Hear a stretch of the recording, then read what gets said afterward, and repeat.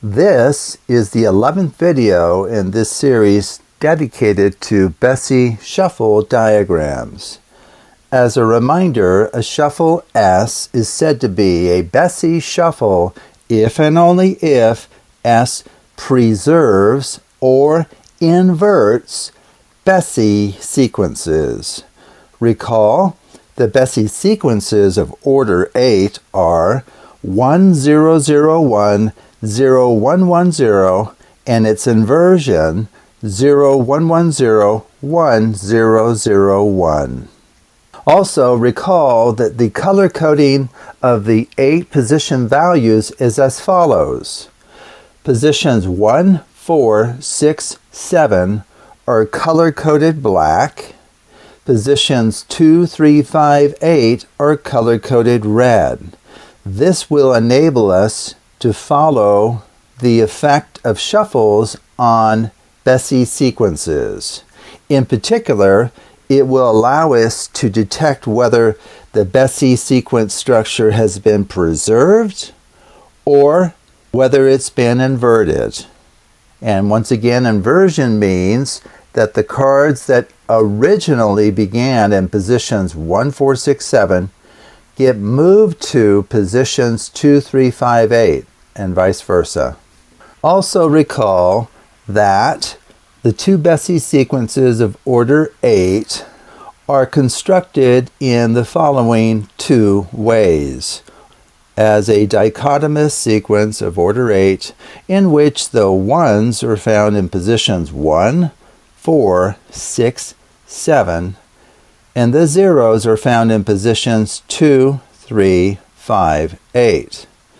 The inversion of this Bessey sequence is as follows, and what happens here is the 0s and 1s switch places in their roles relative to their locations within the sequence. So in particular, now the 1s are in positions 2, 3, 5, 8, and the 0s are in positions 1, 4, 6, 7.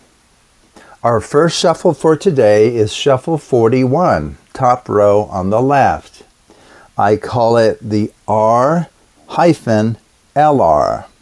Now the R here stands for repeat, so it's a repeat LR shuffle.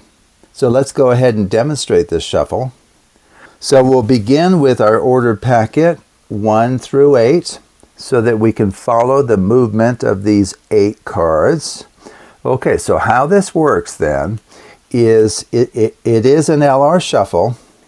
So you begin just in a normal fashion when performing an LR shuffle. So no difference there. Now what you do is you take each half and then perform an LR shuffle on that half. Okay, so we just go like this. There we go. Do the same thing with the second half. And in the case of a packet of 8 cards, it inevitably leads to 4 pairs of cards. And so the stacking for Shuffle 41 will be as follows. 1 gets stacked on top of 2. 1 and 2, as a set, get stacked on top of pile 3. That set of 6 now gets set on top of pile 4. So you're simply stacking from left to right. That's all you're doing. So let's take a look at the new ordering of the cards. Okay, so we get 3, 7, 1, 5, 4, 8, 2, 6.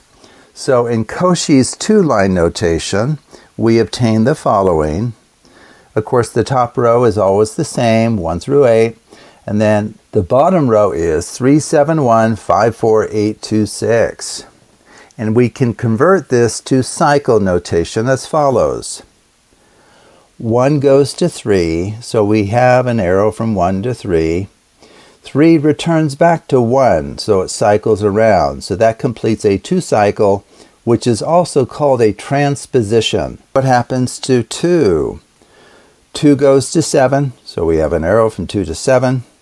7 returns back to 2, so it cycles back around, so we get a second transposition. What about 4? 4 goes to 5, an arrow from 4 to 5, and then 5 returns back to 4, so we get a third transposition. And finally, 6 goes to 8, so we have an arrow from 6 to 8, and then 8 returns back to 6, so we get our fourth and final transposition. Color coding the digits, we obtain the following. And recall that digits 1, 4, 6, 7 are color-coded black. Positions 2, 3, 5, 8 are color-coded red. So we find that black 1 gets sent to red 3, which gets sent to black 1. Red 2 goes to black 7, which goes to red 2. Black 4 goes to red 5, which goes to black 4.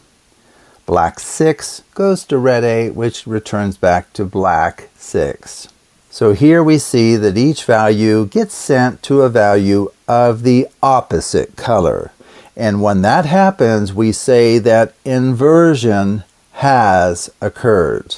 So let's go ahead and demonstrate that using our Bessey sequence 1, 0, 0, 1, 0, 1, 1, 0. Okay, so this is where we're beginning. So according to what we just found, if we perform this shuffle, we should get an inversion of this sequence, namely 0, 1, 1, 0, 1, 0, 0, 1. So let's check that. So once again, the LR begins just like an LR shuffle, left, right. And now you take each half and perform an LR shuffle on each half.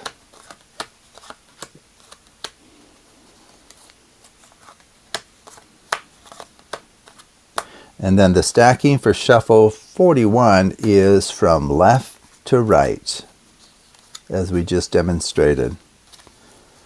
Okay, so we should get back 0, 1, 1, 0, 1, 0, 0, 1, which we do. And taking a look at the shuffle diagram, top row on the left, we can see that we should expect double arrows between the values 1 and 3, 2 and 7, 4 and 5, and 6 and 8, since we have 4 transpositions. And that's what we see. We have a double arrow between 1 and 3, 2 and 7, 4 and 5, and 6 and 8. And we can clearly see that inversion has occurred. So what originally began in positions 1, 4, 6, 7 moved to positions 2, 3, 5, 8, and vice versa. Also, since shuffle 41 is a product of transpositions, it has order 2, meaning if you perform this shuffle twice, it returns the packet to its original order. Our next shuffle is shuffle 42, which is also a repeat LR shuffle. So let's go ahead and derive the permutation representation for this shuffle. So it begins as an ordinary just left-right shuffle, and then we repeat those same actions on each half of the packet. So we go left-right again for that half, and then we go left-right for the right-hand half of the packet. So that gives us 4 pairs. Now the stacking will be as follows. 4 will go on top of 3. Now remember, this is pile 1, 2, 3, 4. So 4 will go on top of 3. That packet of 4 will go on top of 2. Those 6 cards will go on top of 1. So really, this is just a way of telling us to stack from right to left. That's all it means. Just stack from right to left. If I can pick up the cards here. Sorry about that. Okay, so what is the new ordering that we get after completing shuffle 42? It's as follows. 2, 6, 4, 8, 1, 5, 3, 7. Writing this in Cauchy's 2-line notation, we obtain the following. The top row is always 1 through 8 in our case, and then it's 2, 6, 4, 8, 1, 5, 3, 7. Converting this to cycle notation, we obtain the following. 1 goes to 2, so we have an arrow from 1 to 2. 2 goes to 6, an arrow from 2 to 6. 6 goes to 5, an arrow from 6 to 5. And then 5 returns back to 1. So it cycles around, completing a 4 cycle. 1, 2, 6, 5. What about 3? Where does 3 go? 3 goes to 4. So we have an arrow from 3 to 4. 4 goes to 8. There we go. 8 goes to 7. An arrow from 8 to 7. And then 7 returns back to 3, completing a second 4 cycle. Color coding our digits, we obtain the following. And recall that the color coding convention is as follows. Positions 1, 4, 6, 7 are color-coded black. Positions 2, 3, 5, 8 are color-coded red. We do that so that we can follow what happens to the Bessey sequence structure of the packet. Okay, so applying that here, we get black 1 goes to red, which goes to black 6, which goes to red 5, which wraps around to black 1. Red 3 goes to black 4. Black 4 goes to red 8, which goes to black 7, which wraps around and goes to red 3. So we can see that each value gets sent to a value of the opposite color. And when that happens, inversion has occurred. So let's go ahead and demonstrate that inversion of Bessey sequences does indeed occur. So if we begin with our quintessential Bessey sequence 1, 0, 0, 1, 0, 1, 1, 0, it should be that after the completion of shuffle 42, we get the inversion, namely 0, 1, 1, 0, 1, 0, 0, 1. So the zeros and ones will have switched places. So let's go ahead and perform this shuffle again. So it's just a left-right at the start. And then for each half, you perform a left-right shuffle a second time. So left, right, and then the stacking, as we've pointed out, is from right to left. So we come over here and take pile 4 on top of 3. Those cards go on top of pile 2, and all of that goes on top of pile 1. And so let's see what has happened. Did we get the inversion of our starting Bessey sequence? We did indeed. We now have 0, 1, 1, 0. 1, 0, 0, 1. And let's go ahead and take a look at the Bessey Shuffle diagram for Shuffle 42.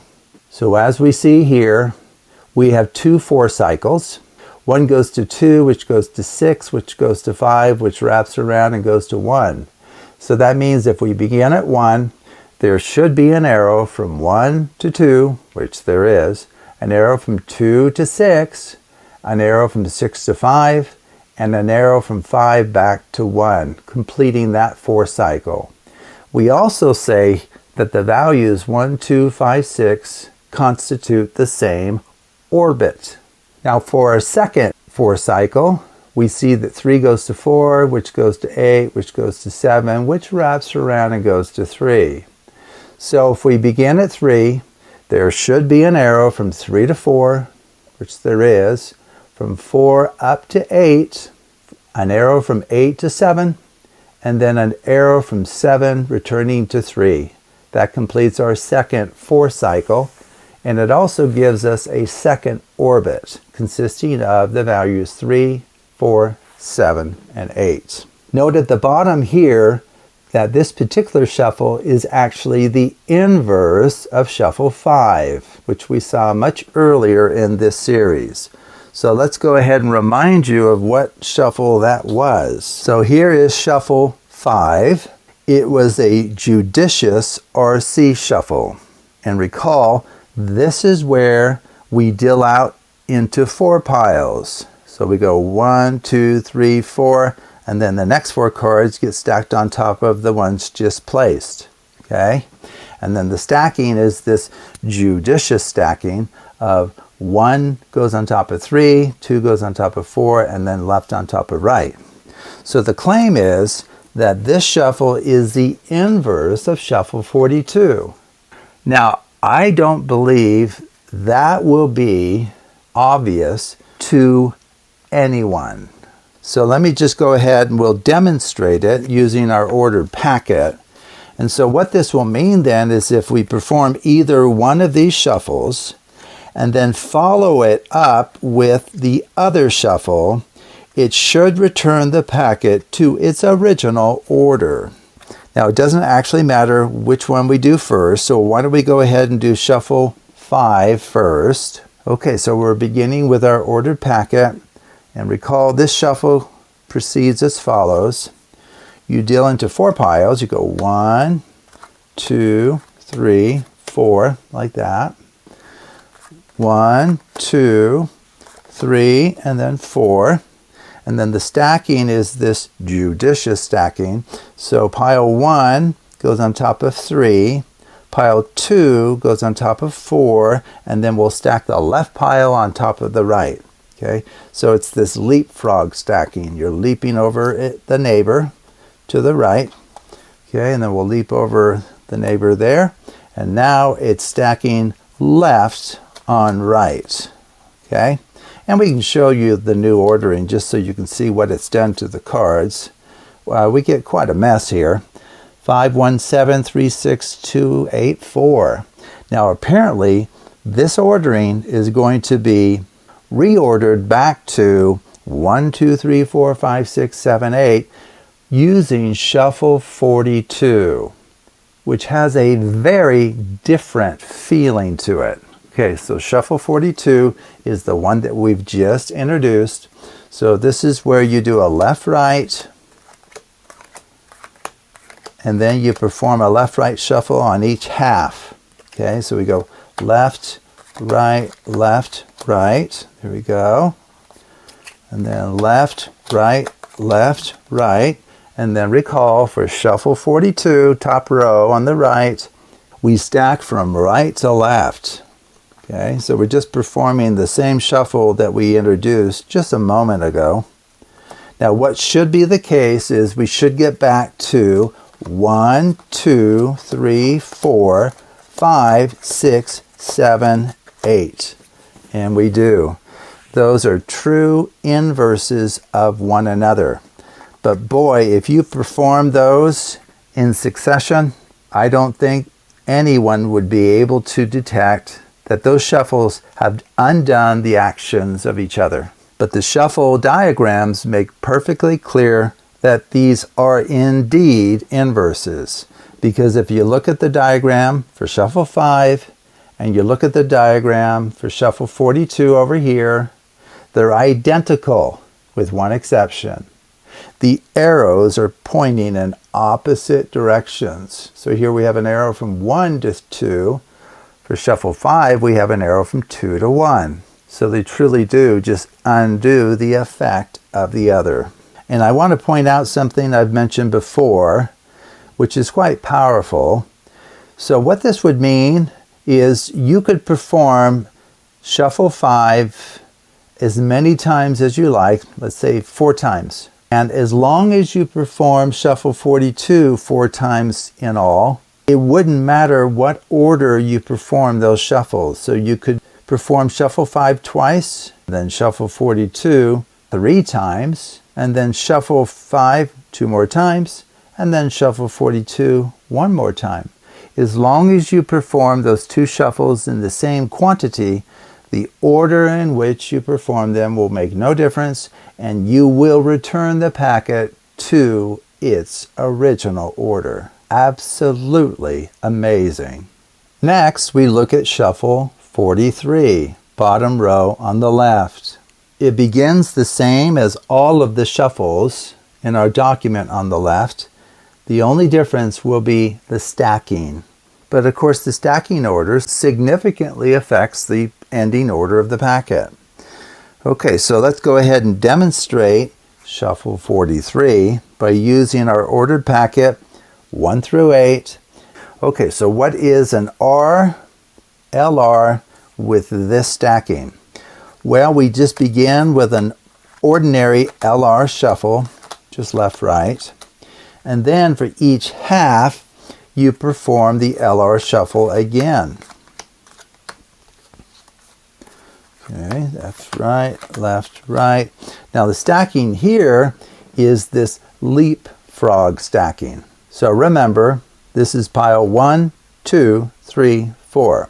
So pile 1 will go on top of pile 3. Pile 2 will go on top of pile 4, and then we'll stack left on right. So 1 goes on 3, so it's like it's leaping over its neighbor. 2 gets stacked on top of 4, it leaps over its neighbor. And now we stack the left pile on top of the right. So what is the new ordering of the cards? And what will the permutation notation be for this reordering? So the new order is 3, 7, 4, 8, 1, 5, 2, 6. Expressing this in Cauchy's two-line notation, we obtain the following. Of course, the top row is always 1 through 8. So we get 3, 7, 4, 8, 1, 5, 2, 6. Converting this to cycle notation, we obtain the following. 1 goes to 3, so there's an arrow from 1 to 3. 3 goes to 4, so we have an arrow from 3 to 4. 4 goes to 8, so we have an arrow from 4 to 8. 8 goes to 6, an arrow from 8 to 6. And 6 goes to 5, so an arrow from 6 to 5. And finally 5 returns back to 1, so it cycles around, completing a 6 cycle. So what happens with the remaining values, 2 and 7? Well, 2 goes to 7, so we have an arrow from 2 to 7. And then 7 returns back to 2, which cycles around, giving us a 2 cycle, also called a transposition. Color coding the digits, we obtain the following. And as a reminder, the position values 1, 4, 6, 7 are color-coded black.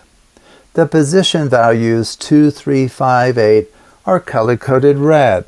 This will help us keep track of what happens to the Bessey sequence structure of our packet after the shuffle is performed. And also recall, if the sequence structure is preserved, then we express it in this way. And what that would mean then is the cards that originally began in positions 1, 4, 6, 7 after the shuffle are somewhere in those same positions, maybe moved around. And the cards originally in positions 2, 3, 5, 8 also stay within that set of position values once the shuffle is completed. Now that's in contrast to the inversion. An inversion occurs if the cards originally in positions 1, 4, 6, 7 get moved to positions 2, 3, 5, 8 and vice versa. So there's like a wholesale exchange of where the cards are located relative to our color coding system. So in particular, we can see that black 1 goes to red 3, which goes to black 4, which goes to red 8, which goes to black 6, which goes to red 5, which wraps around and goes to black 1. Red 2 goes to black 7, which wraps around to red 2. So we see here that each value gets sent to a value of the opposite color. And when that happens, we say that inversion has occurred. So here we have the Bessey sequence 1001, 0110. So let's go ahead and perform this shuffle. And the claim is we should get an inversion of that sequence. Okay, so it's left, right, left, right. Same thing for the two halves. Left, right, left, right. The stacking is this leapfrog stacking. So 1 gets stacked on top of 3, 2 gets stacked on top of 4, and then we're stacking the left pile on top of the right. So what we should get now is the sequence 0, 1, 1, 0, 1, 0, 0, 1, which we do. So this simply shows that all of the cards have been moved to different locations, and in particular, The cards that originally began in positions 1, 4, 6, 7 are now located somewhere in positions 2, 3, 5, 8, and vice versa.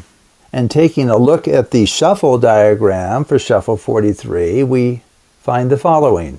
Of course, we have our 6th cycle, 1, 3, 4, 8, 6, 5.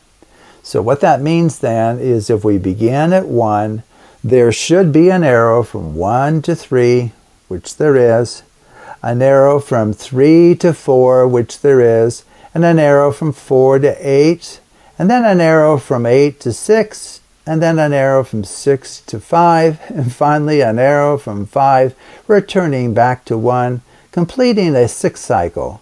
We also say that these 6 values constitute an orbit, and that simply means that these values move around among themselves each time this shuffle is performed. And finally, we see that we have a transposition. So we see we have a double arrow between 2 and 7. And so that completes our shuffle diagram for shuffle 43. Shuffle 44 on the bottom right is our last shuffle for the day. So we begin with our ordered packet and we perform a repeat LR. So how this works is you just perform an LR shuffle, left, right, and then you perform an quote LR shuffle on each half. Left, right. Same thing here, left, right. And then the stacking is as follows. Pile 1 is stacked on top of pile 3. Pile 2 is stacked on top of pile 4. And then we stack the right pile on top of the left. Okay? So here, pile 1 leaps over pile 2 and lands on pile 3. Pile 2 leaps over pile 3 and lands on top of pile 4. And then we're going to stack the right pile on top of the left. So that is shuffle 40. So what is the new ordering that we get? We get 1, 5, 2, 6, 3, 7, 4, 8. So expressed in Cauchy's 2-line notation, we obtain the following. The top row is always 1 through 8. And so the bottom row is 1, 5, 2, 6, 3, 7, 4, 8. Converting this to cycle notation, we obtain the following. 1 goes to 1, so we have a single cycle, also called a 1 cycle, also called a fixed point. 2 goes to 5, so we have an arrow from 2 to 5. 5 goes to 3, we have an arrow from 5 to 3. And then 3 returns back to 2. So it cycles around, completing a 3 cycle. What happens with 4? 4 goes to 6. So we have an arrow from 4 to 6. 6 goes to 7, an arrow from 6 to 7. And then 7 returns back to 4, completing a second 3 cycle. And finally, 8 goes to 8, which means 8 is a fixed point. Whatever begins in position 8 is returned to position 8 once this shuffle is completed. So we have 2 1 cycles, or in other words 2 fixed points, and then 2 3 cycles. If we color code the digits, we obtain the following. And recall that positions 1, 4, 6, 7 are color coded black, and positions 2, 3, 5, 8 are color coded red. This will enable us to see what has happened with the fundamental structure of the Bessey sequence after a particular shuffle is performed. And in the case of Bessey Shuffles, there are only 2 possibilities. Either the Bessey sequence is preserved, which simply means that the cards that originally began in positions 1, 4, 6, 7 are returned to those same positions, even though they may be moved around among themselves among these 4 positions. The same thing for the cards that originally began in positions 2, 3, 5, 8. They just get sent somewhere to the same set of position values. Now that's in contrast to the inversion. An inversion occurs if the cards that originally began in positions 1, 4, 6, 7 get moved to positions 2, 3, 5, 8 in some assignment, and vice versa. the cards that originally began in positions 2, 3, 5, 8, get moved somewhere to positions 1, 4, 6, 7. And we represent the inversion in the following way. So we see here that black 1 gets sent to black 1. Red 2 goes to red 5, which goes to red 3, which cycles around to red 2. Black 4 goes to black 6, which goes to black 7, which wraps around to black 4. And then red 8 gets sent to itself. So here we can clearly see that each value gets sent to a value of the same color. And so when this happens, we say that the Bessey sequence structure has been preserved. Let's go ahead and illustrate that using one of our Bessey sequences involving the digits 0 and 1. So here we have the Bessey sequence 1, 0, 0, 1, 0, 1, 1, 0. So performing this shuffle, we should get back to that same sequence form. Okay, so once again, the repeat LR starts as an ordinary LR shuffle, but now we perform, quote, an LR shuffle on each half. Okay, and here, do the same thing, left, right, and then the stacking here is this leapfrog stacking, where 1 gets stacked on top of pile 3, pile 2 gets stacked on top of pile 4, and then here we're stacking the right pile on top of the left. So we should get back to the sequence form 1, 0, 0, 1, 0, 1, 1, 0, which we do. Taking a look at the shuffle diagram for shuffle 44, we obtain the following. We see that 1 and 8 are fixed points. They don't go anywhere. And then 2 goes to 5, which goes to 3, which wraps around to 2. So we should have an arrow from 2 to 5, which we do, an arrow from 5 to 3, and then an arrow from 3 up to 2. So that completes that 3 cycle. We also say that the values 2, 3, 5 constitute an orbit. For the second 3 cycle, it's 4, 6, 7. So it should be the case that starting at 4, there is an arrow from 4 to 6, which there is, an arrow from 6 to 7, and then an arrow from 7 back to 4, completing the second 3 cycle. And those 3 values constitute their own orbit. So technically we have 4 orbits. We have an orbit consisting of just 1 element. We have an orbit consisting of just 8, so that's a second orbit. These are just singleton sets. And then we have 2 orbits, each containing 3 elements. First one is the set consisting of 2, 3, 5, and then the other orbit is the set consisting of 4, 7, 6. Now down below we have a couple of notes here. We have indication that shuffle 44 is actually the inverse of shuffle 10, and it's identical to shuffle 14. So let's go ahead and just remind you of what those shuffles were. So here is shuffle 10. Recall that this is an even up jog, and we'll demonstrate it here in a moment. But this shuffle here is the inverse to not only shuffle 14, which we saw earlier in the series, but also shuffle 44, which we have just introduced today. And the way that we can tell that it is indeed the inverse is the shuffle diagrams should be identical with one exception. The arrows should be reversed. And that's the case here. If you look at the shuffle diagram for 44, down here in the bottom right, they're identical except for the direction of the arrows. And this is another pair of inverse shuffles that are far from obvious. Okay, so let's demonstrate that. So if we begin with our ordered packet 1 through 8 and perform these 2 shuffles in either order, it should return the packet back to its original order. Okay, so I'm beginning with the packet 1 through 8 in sequential order, And why don't we go ahead and perform the even up jog first, followed by shuffle 44. But just realize that we could do it in the opposite order. Shuffle 44 first, and then shuffle 10. Okay, wouldn't matter. We'd get back to this original order. Okay, so as a good review here, what is the even up jog? Well, this is where you jog forward, push forward the even position cards. So that one there is in position 2, that card's in position 4, 6, 8. And then you strip those out, and now we have a left pile and a right pile.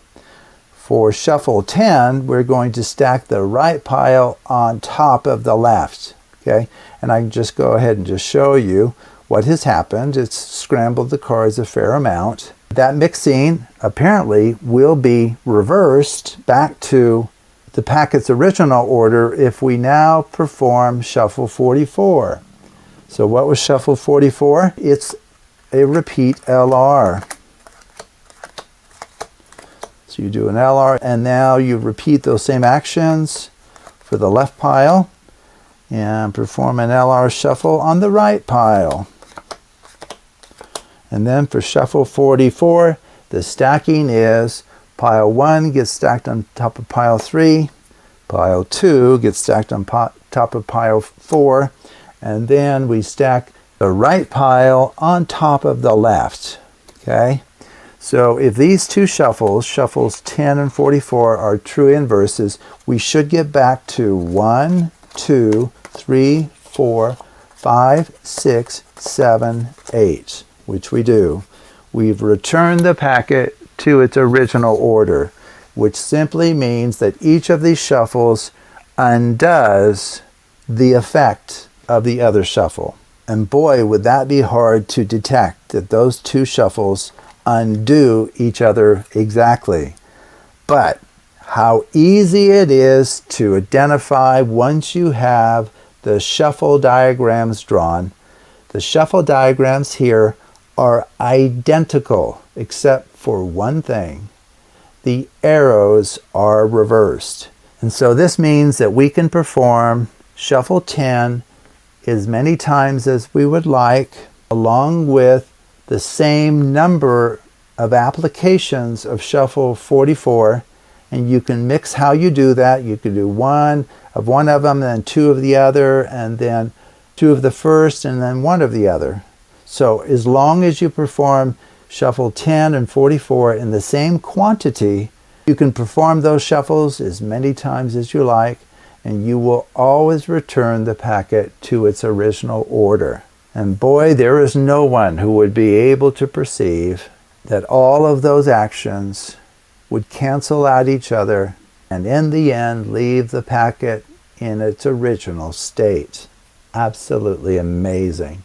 Okay, and we also see at the bottom here for shuffle 44 that apparently this shuffle is identical to shuffle 14. So let's go ahead and take a look at shuffle 14. Now, of course, we can see from the diagrams for shuffle 44 and shuffle 14 that these shuffles are identical. The diagrams are the same and the arrows are pointing in the same direction. Also, the cycle notation for each of these permutations is the same. So that means if you perform the pharaoh out, you'll get the same ordering of the cards as you would performing shuffle 44. And that is easily confirmed by just performing each of these shuffles on an ordered packet of 1 through 8. We can leave that for the viewer to check that. But as long as we haven't made any mistakes here, this shuffle we can clearly see is identical to shuffle 44.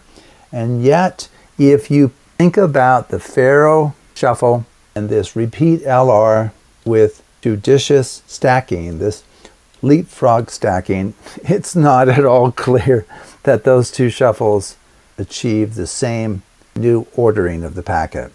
And so finally, we are ready for an application of these 4 shuffles. Okay, so let's turn to our application. Okay, for our application of these 4 new shuffles today, as you can see, I have 2 little piles of 8 cards each, and with a mixture of red and black cards in each of them. So what we're going to do actually is we're going to shuffle both of these little packets, okay? And we'll use the new shuffles that we've just learned today, okay?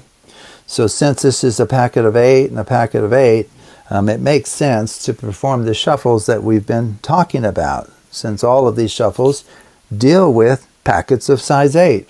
So there's many ways to proceed here. Now, one way would be to go ahead and have you, the spectator, randomly choose, let's say, 2 of these shuffles to perform on the left-hand pile, and then we'll perform the other 2 shuffles on the right-hand pile.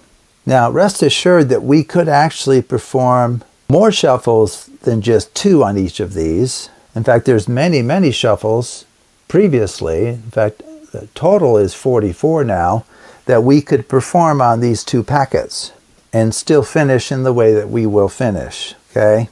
But to keep the video from getting too long, I thought we would just apply the new shuffles today. Okay, so why don't we begin with the left-hand pile.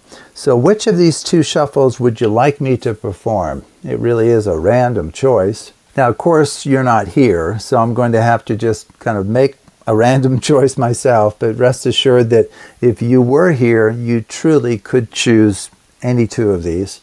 So let's say you choose 41 and 44 to perform on the left-hand pile. Okay, so why don't we go ahead, we'll maybe move this one up here.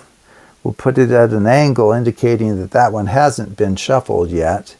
Okay, so shuffle 41 and 44. So 41, what was that? Well, we begin as just an LR shuffle. Remember that? Just left, right. And then we perform a left-right shuffle on each half now. So we go left, right, left, right. It's going to be kind of tight to fit it in here. Left, right, left, right. And what is the stacking for shuffle 41? Well, it says pile 1 goes on top of pile 2. Those go on top of pile 3. That set of 6 goes on top of pile 4. So if you look at shuffle 41, it's really just saying stack from left to right. Okay, that's just a way to notationally describe that process of stacking from left to right. Okay, so that completes shuffle 41. Now let's do shuffle 44. It begins the same. In fact, all of the ones today begin the same. It's just a left-right shuffle. And then we perform a left-right shuffle on each half. Okay, like that. And the only difference really for today is just the stacking, but stacking makes a big difference to the ending order of any packet. Okay, so shuffle 44, the stacking is as follows. Pile 1 gets stacked on top of pile 3. Pile 2 gets stacked on top of pile 4. And then looking down here at shuffle 44, it says R on L. So the right pile gets stacked on top of the left. Okay, so we have performed shuffle 41 and 44 on that little packet. So maybe we'll switch places here, and we'll indicate now that that one's done. Okay, and then the other 2 shuffles are 42 and 43. And in fact, what order would you like me to do those? You want 43 first? Okay, that's just fine. So we'll do left, right, left, right, left, right. Okay, without sliding all over the place. And then we repeat those actions. Left, right, left, right. Do the same thing for the right-hand pile. Left, right, left, right. And for shuffle 43, what is the stacking? The stacking is pile 1 on top of pile 3. So we're doing kind of this leapfrog stacking, I call it. And then pile 2 leaps over the third pile and lands on top of pile 4. And then it's the left pile on top of the right. Okay, so that completes shuffle 43. And so now we just need to do shuffle 42. Okay, so it begins the same. LR shuffle. and then we perform an LR shuffle on each half. This will give us 4 pairs of cards. And now for shuffle 42, the stacking is from right to left. It says pile 4 goes on top of 3. Those cards go on top of pile 2, and all of those go on top of pile 1. Okay, so we have completed our shuffling of these 2 packets. Okay, and now what we're going to do is, if you were here, I would have you make this choice. We're going to randomly stack these together. Do you want left on right or right on, you want right on left? That's just fine. Okay, and then we're going to mix the cards further, and I really, really wish you were here because you truly can decide how we mix these now, okay? And the choices I will be giving you is we can draw from the top or the bottom, and you can draw from the top and bottom more than once. So for instance, you could do top and then bottom, bottom, top, and maybe top again, and then bottom, then top, top, bottom, bottom, bottom if you like, and then top, top, bottom, top, bottom. Okay, so the choice to take a card from the top or the bottom is truly a free choice. And if you were here, you could have told me exactly how you wanted that done. Okay, now you need to realize that. Okay, so I wasn't doing it in a special way there. It truly is a free choice. Top, bottom, and then you can draw from the top or bottom more than once. Okay, so this gives us a new ordering for the packet. Okay, which is amazing. And now what we're going to do, let me just move this little piece of paper over a little bit here. I'm going to deal out into 8 piles, like so. Try not to go too far off of the camera. Sorry about that. And I realize I just blew it because you could have told me where to put all of these. Sorry about that. You actually can tell me. We're just creating pairs here. So you can deal them out in an orderly fashion if you like, or the spectator can decide where the first level of 8 cards go, and then where the second level of 8 cards go. Okay, that really is a free choice. So sorry, I guess I began dealing them out because I was so concerned about like fitting them. Okay, but just realize that truly is a free choice. The dealing out into 8 piles, you're free to place those cards wherever you want relative to each other, and then the dealing out of the next set of 8 cards onto the 8 that you've just dealt can also be freely chosen by you or the spectator. Okay, and then from here, believe it or not, you can freely decide how we stack these. It's absolutely amazing. So maybe you tell me to pick up this one first, and then maybe this one down here, and then maybe this one over here. Okay, you're freely telling me, okay, that one, this one down here, the top one, okay, the very bottom one, great, and then the final one goes here. That truly, truly was a free choice. You can stack those according to what the spectator asks. Okay, and now all we're going to do to finish is I'm going to dealing out to you first, which is customary or the courteous thing to do. I'm just doing a left-right, but kind of doing it vertically, I guess. Alternately dealing the cards into 2 piles, so we each have 8 cards each.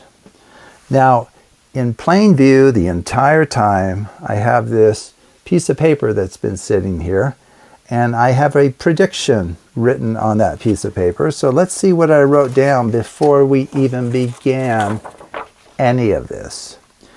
You each have exactly 4 red cards and 4 black cards.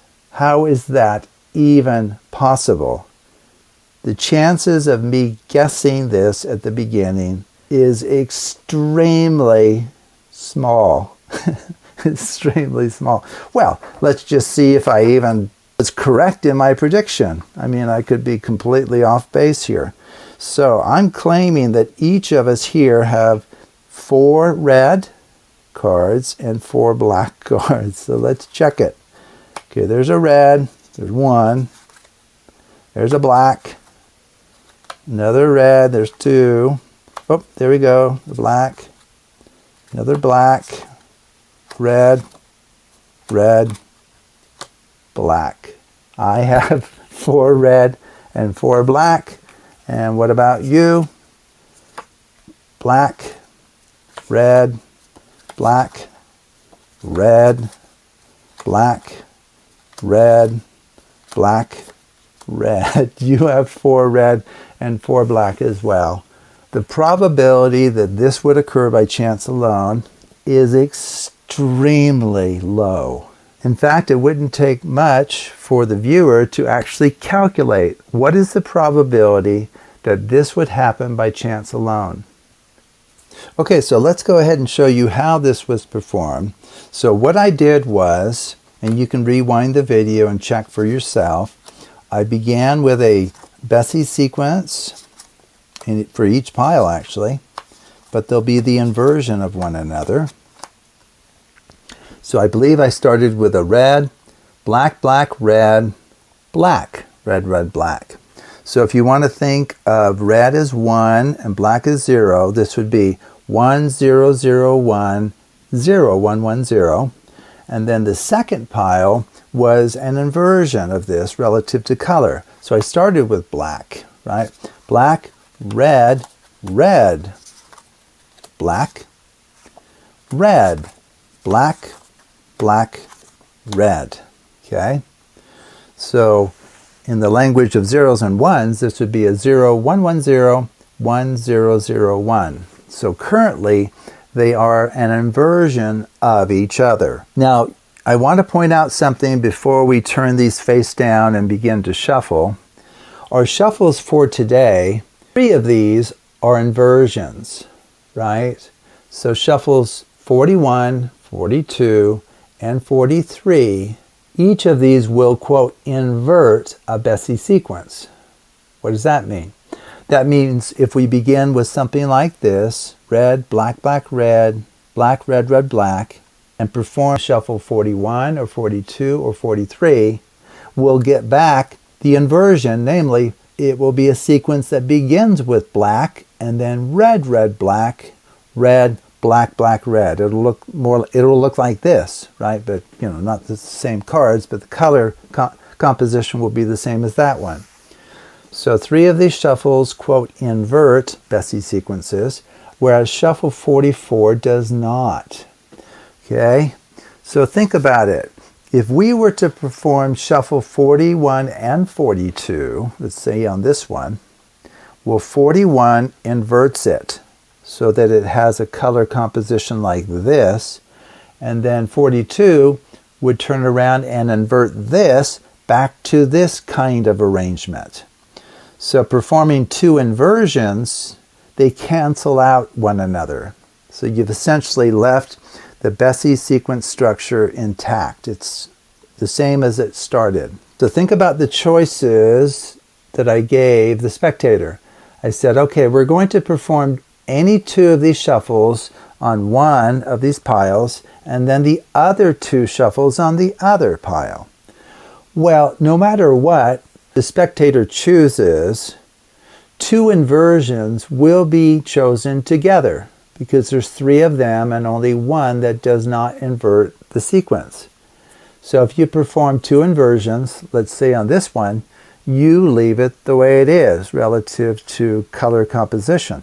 Whereas if you now perform the remaining shuffles, which will consist of 1 inversion and 1 non-inversion, which is 44, then it will invert the sequence from its current state. So here, this inverted would now give us a packet structure where we begin with a red, black, black, red, black, red, red, black. So once we've done that, if we do 2 inversions here, we leave the colors as they are. If we do 1 inversion here, we invert it so that we start with a red at the top. what will happen is these two organizations of the colors will be identical. They'll both have a red and then black, black, red, black, red, red, black. Okay? So maybe you might have to give that a little bit of thought, but any two that they choose, if they happen to both be inversions, they leave the structure as it was relative to color organization, and then performing the remaining two shuffles, one is guaranteed to be an inversion and the other one's not, namely 44. Okay? So the point is, let me just write this out over here on my piece of paper, on my prediction here. So what will happen then is after we perform, now we don't know for sure which of these two piles will be inverted. We just know one of them will be inverted, bringing them to the same color organization as the other. That's the key.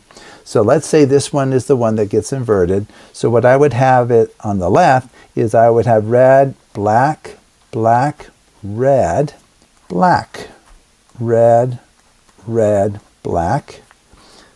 Okay, that would be returned to that kind of color organization. And then if this is the inverted pile, it will change from what it is, namely black, red, red, black, and so forth, to the same as the left-hand pile. So it'll be red, black, black, red, black, red, red, black. Okay, so the key is we'll get exactly the same pattern of colors for each of these two piles. They'll be identical. Well, what does that mean if we randomly stack these together, which is what we'll be doing in just a minute or two? Well, we're looking at a cyclic construction in which there's a pattern, namely all of this, that repeats twice. Okay? So if you have watched any of my videos on the Gilbreth principle, if you have a cyclic construction, the Gilbreth principle applies as long as you perform a Gilbreth shuffle.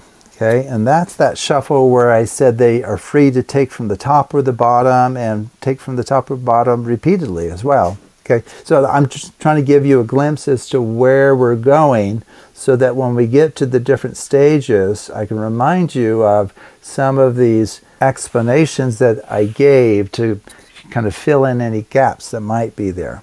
Now, if you've never used the Gilbreth principle, you may want to look at some of the videos on the Hidden Structures channel that talk about the Gilbreth principle. Very powerful principle. You can do some amazing mathematical card magic with the Gilbreth principle.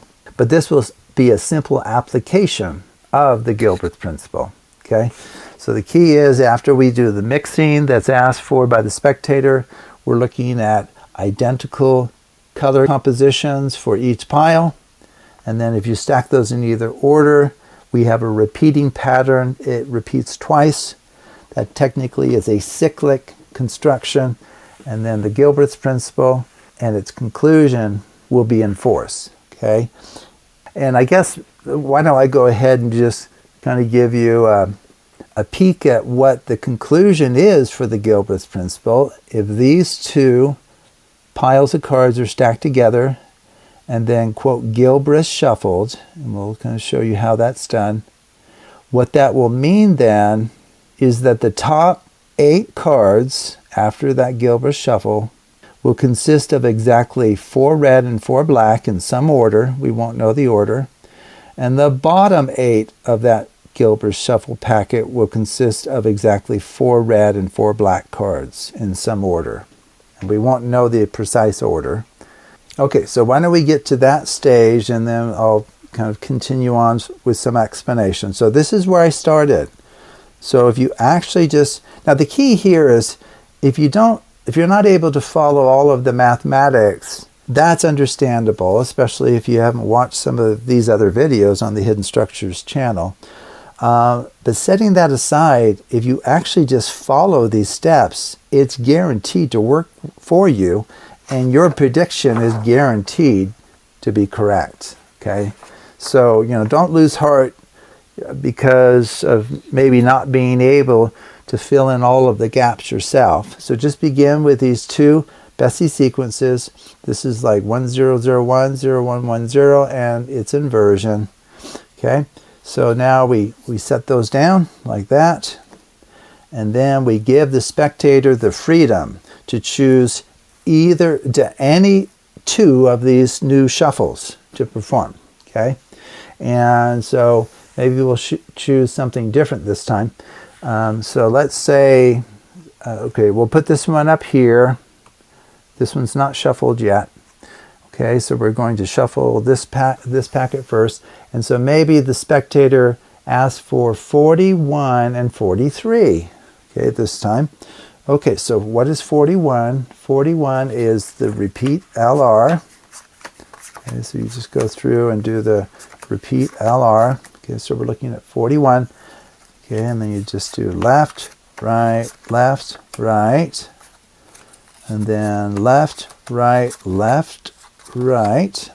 Whoops, going off the screen. And then for 41, what's the stacking? Oh, it's just from left to right. Okay, very good. Okay, that completes shuffle 41. Now shuffle 43, it begins the same. All of these actually begin the same. Okay, and then we're going to deal out left, right, so that we get 4 pairs of cards. And then for shuffle 43, what's the stacking? Oh, it's a leapfrog. We're going to take pile 1, leap over pile 2, land on top of pile 3. 2 leaps over its neighbor and lands on top of pile 4. And then we're stacking left on right. Okay, so we have performed shuffle 41 and 43 on this little packet of 8s. We'll come over here. That one's done. And then the agreement was we'll perform whatever shuffles remain in our list of 4 shuffles here. So why don't we do 42 next? So this would be left, right. Very good. And then we'll do left, right again. Left, right again. And then for 42, oh, it's stacking from right to left. Okay, so that's not too difficult. Okay, and then 44. What's 44? It's just an LR. Okay, and then we deal those into each half into 2. And then 44, the stacking now is this leapfrog stacking 1 on 3, 2 on 4, but this time it's the right pile on top of the left. Okay, so we have now shuffled each pile of 8 twice using 2 shuffles randomly chosen by the spectator. Okay, now from what I was saying over here, you remember what I was talking about here? See which one, see if you can anticipate which one has not been inverted, which pile. Now come to think of it, I don't remember how I pulled these from the top, but the point is one of these will be inverted from what it was and the other one won't be. Okay, so for example, okay, this one has a top of black, so this one better have a top card of black as well, which it does. Okay, so right now this will be an invert. So we have black, red, black. Very good. And then red, black, red. And we'll get the same organization here. They'll truly be identical. Black, red, black,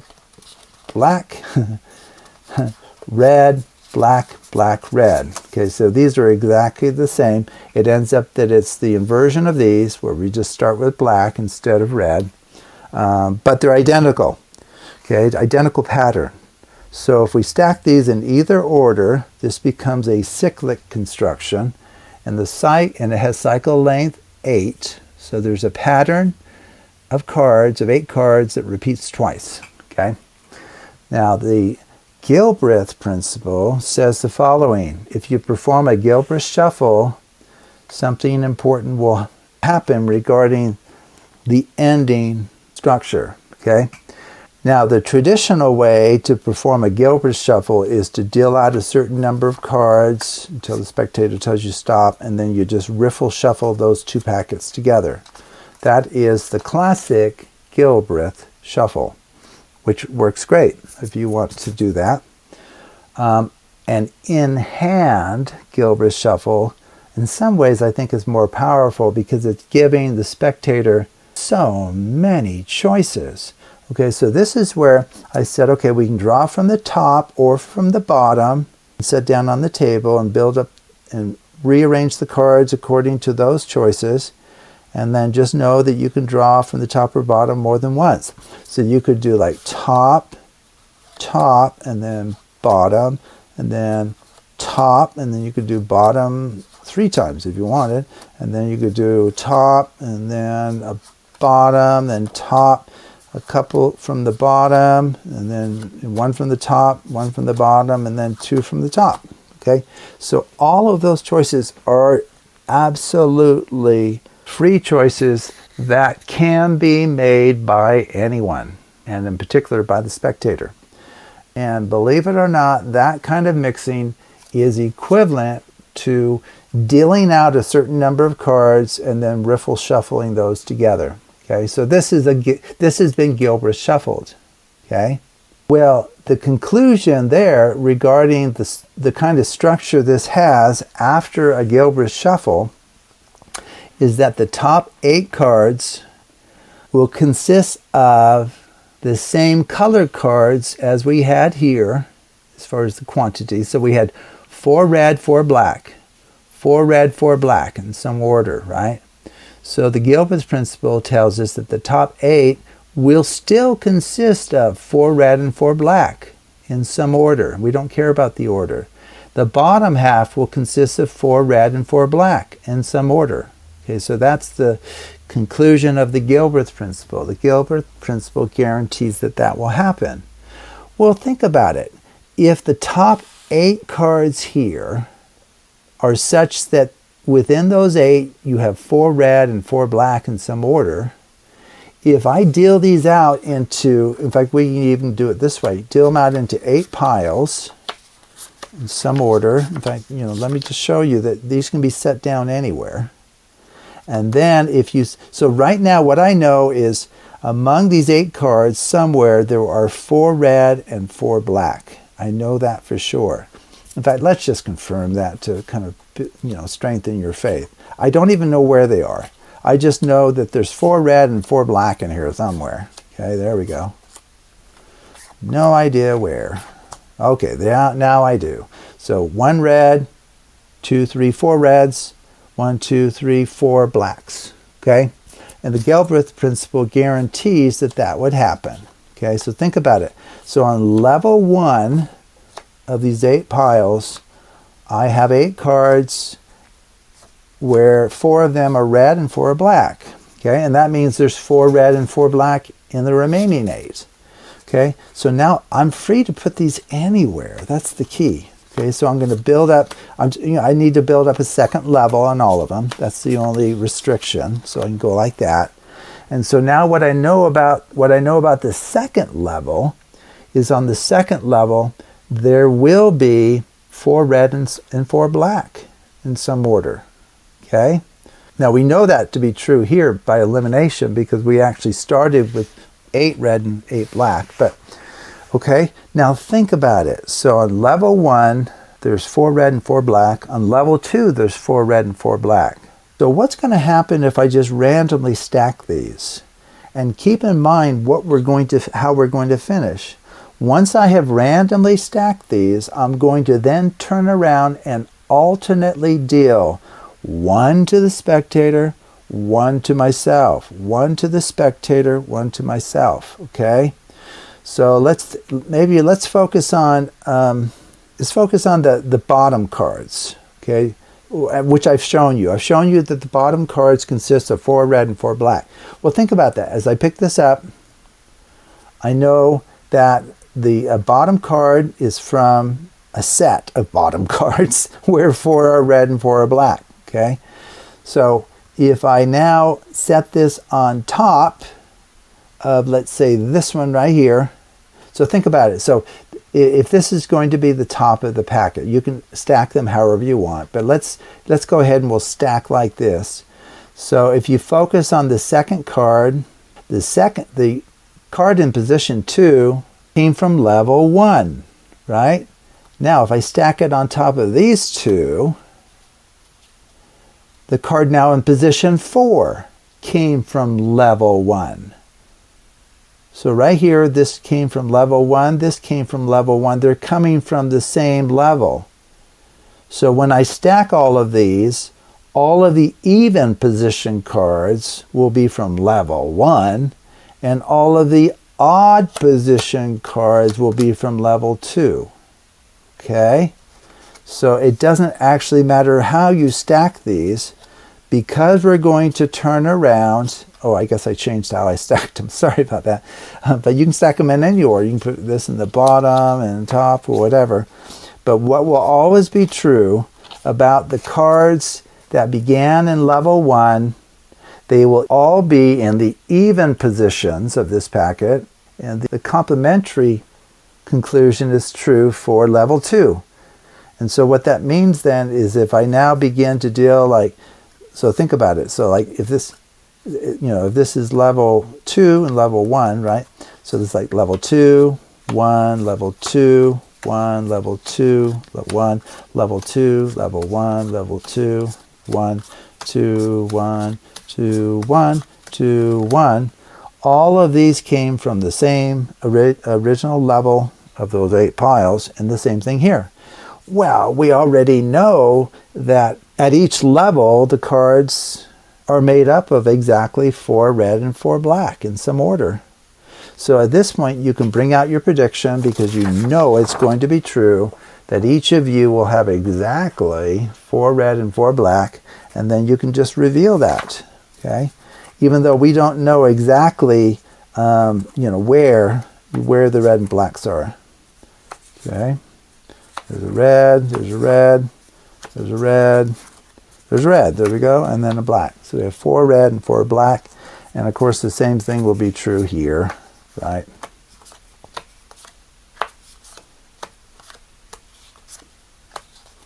Okay, so I realize that that's a pretty subtle mathematical routine to understand fully, but the mechanics really aren't too bad. So thank you for watching, and take a look at the other videos on the Hidden Structures channel, and in particular the ones that deal with Bessey Shuffle diagrams. We have one more video in this series, video 12, and within that video I will show you something called a non-example, because all of the shuffles I've been showing you are, quote, Bessey Shuffles, and they're Bessey Shuffles because they either preserve or invert Bessey sequences, okay? So I'm going to show you one in particular where this doesn't work. It's not a Bessey Shuffle, and it deals with the Australian under-down shuffle. Not the down-under. That one works great, but the Australian under-down doesn't quite preserve or invert Bessey sequences. And so I'll clearly show you that in our 12th and final video in this series. So thank you for watching.